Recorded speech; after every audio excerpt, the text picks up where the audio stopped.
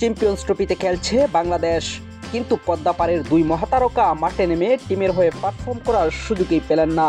একজনকে বাদ পড়তে হয়েছে তার অফ ফর্মের জন্য, আরেকজন নিজেও জানেন না বাংলাদেশের হয়ে আর মাঠে নামতে পারবেন কিনা। এরা দুই কারা? একজন লিটন দাস, আরেকজন সাকিব আল হাসান। দেশের হয়ে বিশ্বকাপ খেলেছেন সাকিব, টি-20 বিশ্বকাপ খেলেছেন, চ্যাম্পিয়ন্স ট্রফিতেও খেলেছেন। সাকিবের ইচ্ছে ছিল দেশের মাটিতে খেলে টেস্ট ক্রিকেট থেকে অবসর নেবেন, কিন্তু সে স্বপ্ন আর সত্যি হয়নি।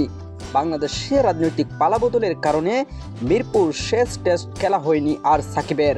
পদ্মাপাড়ের অলরাউন্ডার এও ভেবেছিলেন যে চ্যাম্পিয়ন্স ট্রফি খেলে অবসর নেবেন ওয়ানডে ক্রিকেট থেকে, কিন্তু চ্যাম্পিয়ন্স ট্রফির টিমে তাকে রাখাই হয়নি। ফ্রাঞ্চাইজি লিগের খেলা টেলা না থাকলে মার্কিন যুক্তরাষ্ট্রে বেশিরভাগ সময় এখন থাকেন সাকিব। পরিস্থিতি যা, বৃহস্পতিবার দুবাইয়ে ভারত বাংলাদেশ মার্কিন প্রদেশে বসেই টিভিতে দেখতে হবে তাকে।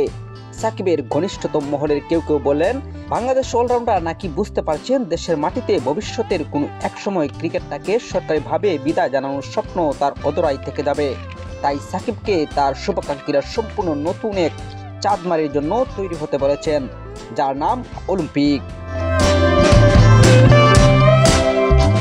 2028 লস অ্যাঞ্জেলেসে অলিম্পিক অন্তর্ভুক্তি ঘটতে চলেছে ক্রিকেটের, এবং সাকিবকে নাকি বোঝানো হয়েছে বাংলাদেশ পর্ব ভুলে তিনি মার্কিন যুক্তরাষ্ট্রের হয়ে অলিম্পিক খেলার চেষ্টা চরিত্র শুরু করুন।